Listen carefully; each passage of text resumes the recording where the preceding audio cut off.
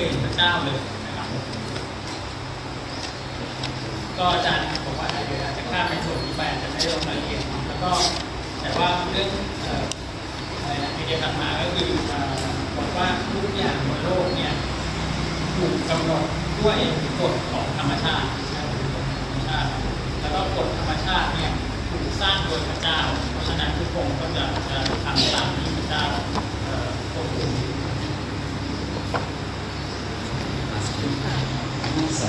ความเยือกเย็นเย็นแค่ไหน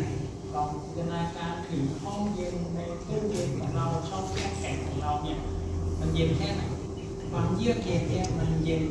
จนกระทั่งถ้าเราไปอยู่ในห้องแช่แข็งเนี่ยมันรู้สึกร้อนเย็นกว่าช่องแช่แข็งมันเป็นสี Now, into this cold and darkness, God said, "Let there be light." And there's glitter inside. Yeah. And if you do it at night time, turn the lights on. ครับผมก็เมื่อกี้แกเล่า และด้วยความเยือกเย็นและความมืดมิดเนี่ยพระเจ้าก็ตัดสินใจว่าให้มันมีแสงสว่างแล้วปุ๊บให้ระเบิดมันแตกพอลูกโป่งมันแตกเราอาจจะไม่เห็นมันมีกลิตเตอร์เล็กๆนะครับผมอยู่ในลูกโป่งด้วยแล้วก็ถ้าทำตอนคืนให้เปิดไฟขึ้นมาเลยให้มันมีไลท์ตอนจังหวะที่พูดว่าไลท์ให้แสงสว่างมีแสงปุ๊บเปิดไฟระเบิด In that moment, everything that exists now came into being.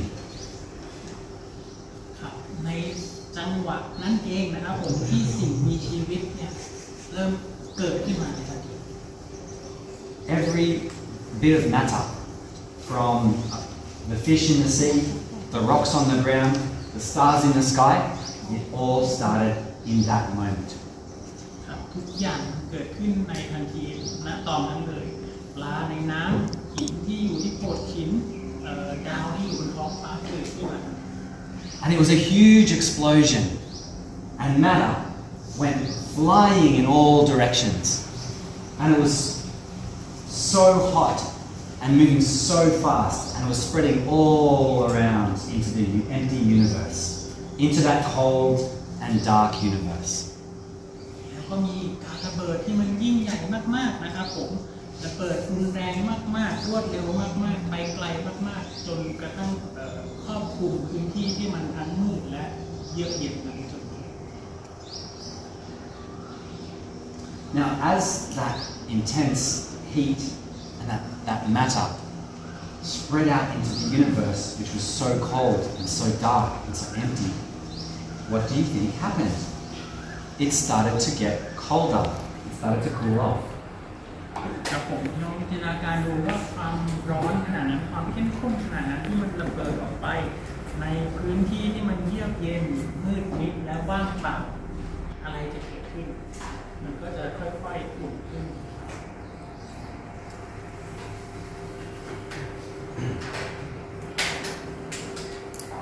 And as it travelled out, it travelled so far that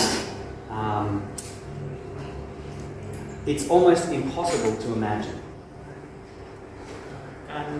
เคลื่อนไหวการเคลื่อนที่การระเบิดเนี่ยมันไปไกลมากๆไกลจนกระทั่งเราไม่สามารถจะจินตนาการได้ว่ามันไกลแค่ไหน So God gave a law unto this, and He said, as you get cooler, your particles will shrink and get closer together and cling tightly together. แล้วพระเจ้าก็ได้ให้กฎข้อแรกมาว่าเมื่อไหร่ที่เราเมื่อเย็นตัวลงนะครับผมโมเลกุลต่างๆเนี่ยก็จะขยับเข้าใกล้หากันนะครับผมแล้วก็หดตัวลงแล้วก็แข็ง Okay. And as they cooled down and got closer together, they would change their form. So the coldest one is this. What's in this? What's in this glass? Ice. And ice is a solid. และเมื่ มื่อมันเย็นตัวลงเข้าใกล้กันมากขึ้นเรื่อยๆมันก็จะเปลี่ยนสถานะแกก็เทน้ำแข็งไปแกก็ถามว่าอะไรอยู่ในนี้น้ำแข็ง And what do we have in this glass? Water, which is a liquid. โอเคแล้วก็ถามว่าอะไรอยู่ในแก้วใบนี้น้ำใช่ไหมน้ำเป็นของเหลว And what's in this glass? Air. And the children normally say nothing. They go, no, there's something in this glass. There's air. And air is a gas. ครับผมแล้วก็ถามแก้วใบสุดท้ายว่าอะไรอยู่ในแก้วใบนี้ครับผมเพื่อนเราตอบว่าอากาศเนาะอาจารย์บอกว่าปกติแล้วเด็กๆจะไม่ได้ตอบว่าอากาศจะบอกว่าไม่มีอะไรอยู่ครับผมอาจารย์จะบอกว่าไม่มันมีอะไรเนี่ยอยู่ในแก้วที่นี้แล้วก็จะมีบางคนตอบว่าอากาศก็อากาศก็เป็นก๊าซ So our blazing heat of matter traveled through this cold, dark space, and it cooled down, and it changed form as its particles came closer together, got smaller, and it changed from gas to liquid to solid. ครับเมื่อแรงระเบิดความร้อนมันแผ่กระจายออกไปเนาะมันก็ทำให้เกิดสิ่งต่างๆเกิดขึ้นมาถ้ามันเย็นมากๆก็คือของแข็งคือน้ำแข็งนะครับถ้ามันอยู่กลางๆก็คือของเหลวก็คือน้ำแล้วก็ถ้ายังร้อนมากๆอยู่ก็คือของเหลวคือแก๊สน้ำเดือดกัน Okay. Now, while this was all happening, now here there's a lot of you. So sometimes you will have a lot of children, but you want to invite them up to see the experiment. So can the children who haven't seen this before come closer to the front? And if you have seen this before, maybe you can go behind. And if you're taller, you can go behind as well. Please come. You wanted to move or Yes. ครับผมก็แล้วพระเจ้าก็ได้สร้างกฎขึ้นมาอีกกฎหนึ่งเพื่อให้สิ่งต่างๆนี้ได้ทำตามนะครับอันนี้ปกติแล้วอาจารย์ก็จะเชิญเด็กๆที่มาดูใกล้ๆเนาะแต่ว่าเนื่องจากเรามีกันเยอะนะครับผมใครที่ยังไม่เคยดูให้ขยับมาใกล้ที่สุดเนาะใครที่สูงกว่านั้นก็อาจจะนั่งอยู่ข้างหลังแล้วใครที่สูงสุดก็ยืนอยู่ด้านหลังได้ครับขยับได้เลยครับปกติแล้วอาจจะนั่งเล่าให้เด็กกลุ่มเล็กๆฟังเนาะมันก็จะคุยกันได้แต่ว่าถ้ากลุ่มเยอะเพราะว่ามีเป็นไปได้ในบางครั้ง So your older children are welcome to come as well, but you really want the ones who've never seen it before to be at the front so they get the best view. เด็กที่เคยฟังแล้วว่าอาจจะมาดูอีกก็ได้นะครับไม่ได้อะไรแต่ว่าให้มั่นใจขยับเด็กที่ยังไม่เคยฟังมาอยู่ข้างหน้านะครับ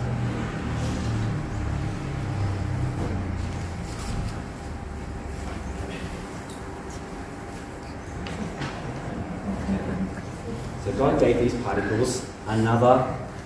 law to follow. And he said that some of you will be very drawn to others of you and you will stick together. Others of you will want nothing to do with one another and you'll do everything you can to stay apart.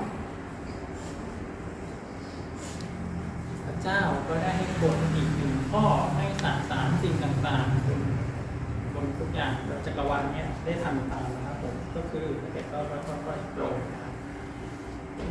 กฎก็คือสารบางอย่างก็จะอยากเคลื่อนที่ดึงดูดเข้าหากันนะครับผมแล้วก็อยู่ด้วยกันติดกัน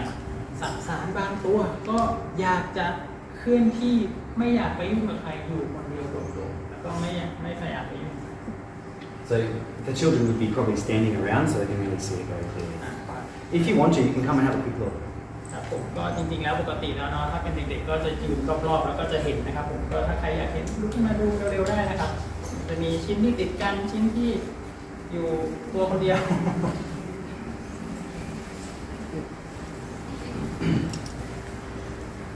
Okay. Now, as this gas continued to travel around, little bits of it sort of formed into groups, formed into little blobs like this. just like when you have a glass of milk and you swirl it around, a little drop might come out and travel off. ครับผมแก๊สนะครับแก๊สเนาะก็จะเคลื่อนที่ไปรอบๆเนาะไปเรื่อยๆแล้วบางส่วนเนี่ยก็จะมายึดติดกันอาจจะฟอร์มตัวเป็นแบบนี้นะครับผมหรือบางตัวก็จะห่างออกไปเหมือนกับเวลาเราถึงแก้วนมแล้วเราขยับแก้วนมเนี่ยก็อาจจะมีนมบางหยดที่กระเด็นออกมา And these bits that came off, they came together, and over a very long time, they started to form stars and planets.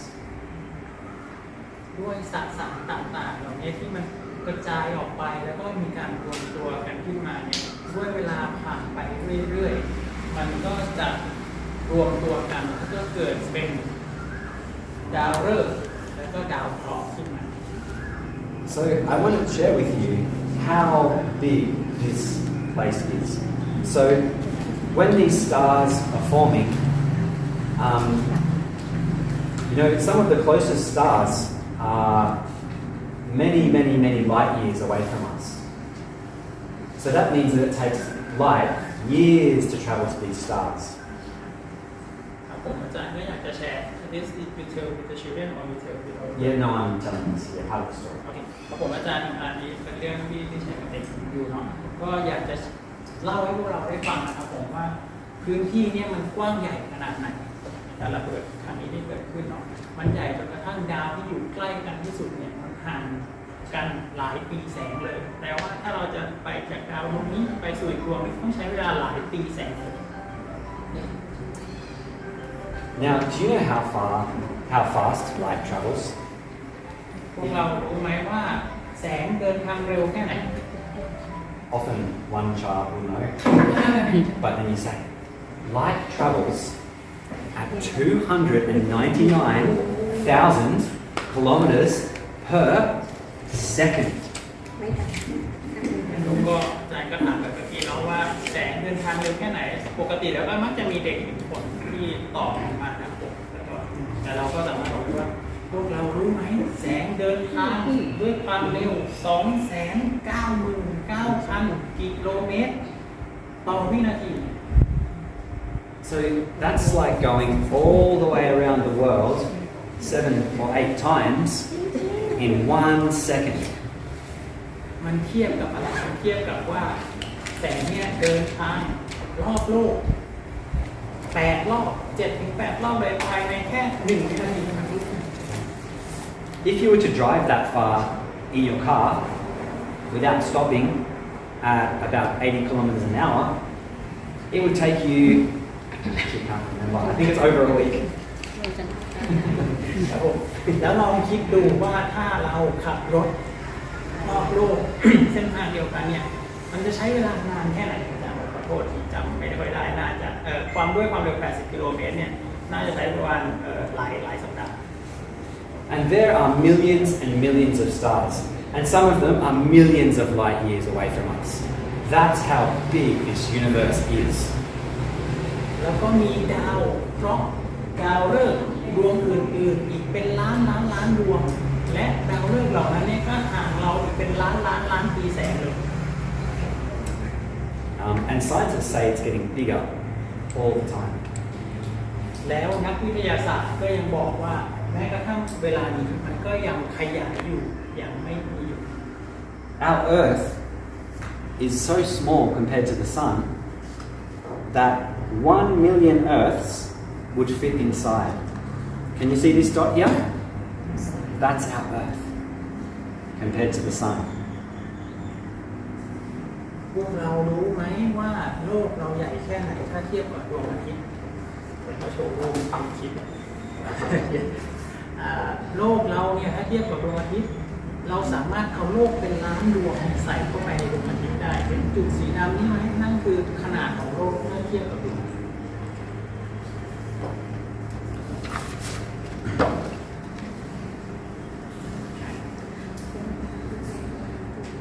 Okay, so let's talk more about our elements. Okay, so we have the solids, and the solids are the coldest, and they were given the law that your particles will cling the most tightly together, so tightly that they can't move. ครับผมจะมาพูดต่อเกี่ยวกับสสารต่อนะครับผมสสารแรกก็คือของแข็งครับผมของแข็งเนี่ยเป็นโคที่เย็นที่สุดนะครับผมแต่ละโมเลกุลเนี่ยจะอยู่ชิดกันนะครับผมที่สุดแล้วก็แน่นที่สุด Liquids were given another law. Your particles will cling closely together, but not quite so close. They will stay together, but they can move around like this. สารต่อไปครับคือของเหลวนะครับผมโมเลกุลของเหลวเนี่ยก็อยู่ใกล้กัน แต่ว่าไม่ใกล้น้อยกว่าถ้าเทียบกับของแข็งเนาะและมันสามารถไหลไปได้เลยก็เมล็ดนี่ก็ไหล And so, we have all the different substances in the universe, and all of them can be one of those states: solid, liquid, or gas. We're going to talk about gas. And the gas particles, they don't stick together at all. They have the special law that they spread out everywhere. แล้วสสารสุดท้ายก็คือแก๊สนะครับผมกฎของก๊าซก็คืออนุภาคต่างๆเนี่ยก็จะไม่ต้องอยู่ติดกันจะกระจายไปทุกที่นะครับรอบๆ Okay, so they could have any of those states. All the matter in the universe can take any one of those states. It all depends on how warm or cold that matter is. ครับผมแล้วในจักรวาลของเราเนี่ยก็มีสารเยอะแยะมากมายไปหมดซึ่งสารต่างๆเหล่านี้ก็จะตกอยู่ในสามสถานะที่เราเล่ามานี่เองนะครับผมจะตกในสถานะใดสถานะหนึ่งเนาะไม่ว่าจะเป็นของแข็งของเหลวของแก๊สนะครับผมแต่ขึ้นอยู่กับอุณหภูมิของสารนั้น Now, I want to invite the children to gather around again so they can see this one. And I'm going to need some help writing that on my channel, please. ครับผม So, children, please gather. ก็อาจารย์ก็จะเชิญชวนให้เด็กๆขยับเข้ามาอีกรอบหนึงนะครับผมเพื่อที่จะดูงานนี้เนาะก็พวกเราขยับได้นะครับ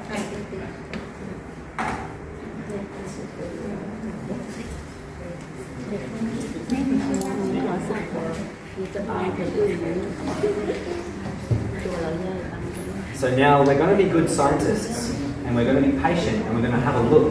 at what's happening here. แล้วเราก็จะเป็นนักวิทยาศาสตร์ที่ดีนะครับผมเราจะตั้งใจสังเกตนะครับว่ามันเกิดอะไรขึ้น Can you see anything happening? เราเห็นอะไรเกิดขึ้นไหมตอนนี้ We can smell. Yes. We can smell as well. The wax is melting. So you can see that that solid, as it gets warmer, those particles are relaxing and letting go of each other a little bit. And they're starting to flow and move. เทียน ค แล้ว รับ ก็ ผ ตะ ม กัว ก็เมื่อของแข็งนะครับผมมันเริ่มละลายใช่ไหมครับมันก็เริ่มจะปล่อยพันธะมันออกมาแล้วมันก็เริ่มจะเคลื่อนไหวไปรอบๆนะครับ And look at that. This is this solid now is melting also, and it's turning into a liquid. แล้วดูโลหะชิ้นนี้สินะครับผมมันก็ละลายแล้วมันก็กลายเป็นลิควิดแล้วเป็นของเหลวแล้ว I can see something else happening. What's this? ฉันเห็นคุณครูเห็นมันมีอะไรเกิดขึ้นด้วยนี่คืออะไร ควันไฟ Do I just put it on? อย่าพูดครับ That's gas. นั่นคือแก๊ Some ส of that liquid is turning into a gas. It's getting so hot, it's turning into a gas and it's spreading around everywhere. เจ้าของเหลวอันเนี่ยมันกลายตัว เป็นแก๊สเนาะแล้วก็มันระเหยขึ้นมาแล้วมันก็กระจายไปทุกที่เลย What's happening to this one? เกิดอะไรขึ้นกับอันนี้ คงรูปมันเดิม Nothing. ไม่มีอะไรเกิดขึ้นเลย So this one, maybe we didn't get it hot enough to turn that into a liquid. We didn't get it hot enough to melt it. ส สิ่งที่เกิดขึ้นแบบนี้คือเราอาจจะมีความร้อนไม่เพียงพอที่จะเปลี่ยนมันให้เป็นของเหลวนะครับ Let's have a look at this now. ตัวนี้ Oh, wow. so cool it's like a ball What do you think will happen as we let it cool down again? พวกเราคิดว่ามันจะเกิดอะไรขึ้นถ้าเราปล่อยให้มันการแข็งตัวเกิดขึ้นแบบนี้นะครับแล้วก็สารบนโลกเนี่ยของเหลวบนโลกเนี่ยก็มีหลากหลายมากเลยนะครับผมมีหลายอย่างมากเลย เดี๋ยวอาจารย์จะทำให้ดูว่ากฎของเหลวมันเป็นอย่างไร ขยับไป Okay.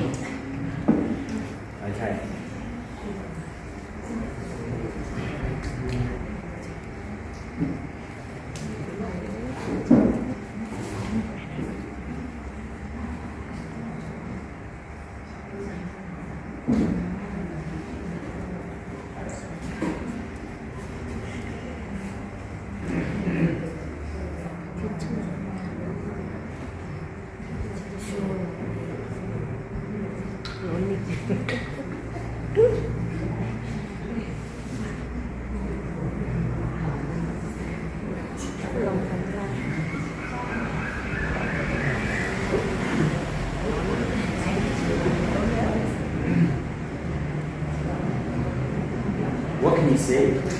พวกเราเห็นอะไรบ้าง แยกสารกัน That's อะไรหนัก right. ก็ลงไปข้างล่างอะไรเบาก็อยู่ข้างบน And so it was just like that on the earth, where the thicker, denser, heavier liquids pushed down into the core of the earth. And the lighter, thinner liquids rose up towards the surface. นี่แหละคือสิ่งที่เกิดขึ้นกับของเหลวบนโลกนะครับผมของที่มันหนาแน่นกว่าหนักกว่าก็จะจมลงข้างล่างและของที่หนาแน่นน้อยกว่าบางเบากว่าก็จะลอยขึ้นข้างบน Now, as this was happening, over a very long time, the earth was cooling down more and more. And you know, it's an amazing thing, it's a marvelous thing. Because as it cooled down more and more, and those liquids on the surface started to harden, on the outside of the earth, it was against the cold of the sky. And so it would cool down the fastest. And so when it got cold, it would cling together and it might shrink down into the middle of the earth. And then other hotter ones might rise to the top. And it's a little bit like a dance of the elements. It was as if there were angels rising from the earth with buckets of coal and then falling back down to the earth with buckets of ice. สีเหลืองคือแสงสีดำคือความมืด ครับแล้วนี่ก็คือสิ่งต่างๆที่เกิดขึ้นบนโลกเหมือนกันนะครับมันในขณะที่โลกเนี่ยเย็นตัวลงเริ่มเย็นตัวลงเนี่ยนะครับอากาศของเหลวเนาะที่อยู่ด้านบนที่อยู่บนฟ้าเนี่ยมันก็เย็นตัวใช่ไหมครับมันก็จะตกลงมาสู่ด้านล่างนะครับผมแล้วก็อากาศร้อนตัวนี้นะครับอากาศร้อนเนาะมันก็จะลอยตัวขึ้นความหนาแน่นน้อยกว่าก็จะลอยขึ้นไปข้างบนเหมือนกับมีนางฟ้าตัวน้อยๆเนาะคอยพาลงไปนะครับผมอากาศที่ร้อนเนี่ยก็จะเหมือนนางฟ้าถือถ่านหินเนาะที่ร้อนลอยขึ้นไปข้างบนนะครับผมแล้วพอมันเย็นตัวด้วยอากาศจากฟ้าบนฟ้าเนี่ยมันก็จะตกลงมาข้างล่างอันนี้เรียกว่าการเต้นรำของสัตว์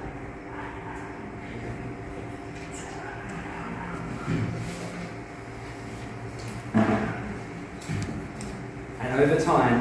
the earth continued to cool. And eventually, on the outside,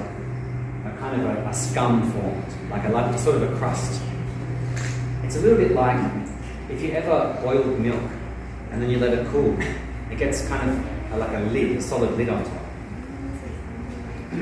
ผมแล้วเมื่อเวลาผ่านไปนะครับโลกเราก็เย็นตัวลงเรื่อยๆเนาะจนกระทั่งมันเริ่มเกิดเป็นเหมือนผิวข้นน้ำนะครับผมเหมือนกับอะไรเหมือนกับที่เวลาที่เราต้มนมนะครับผมเราอาจจะทำเต้าหู้เนาะ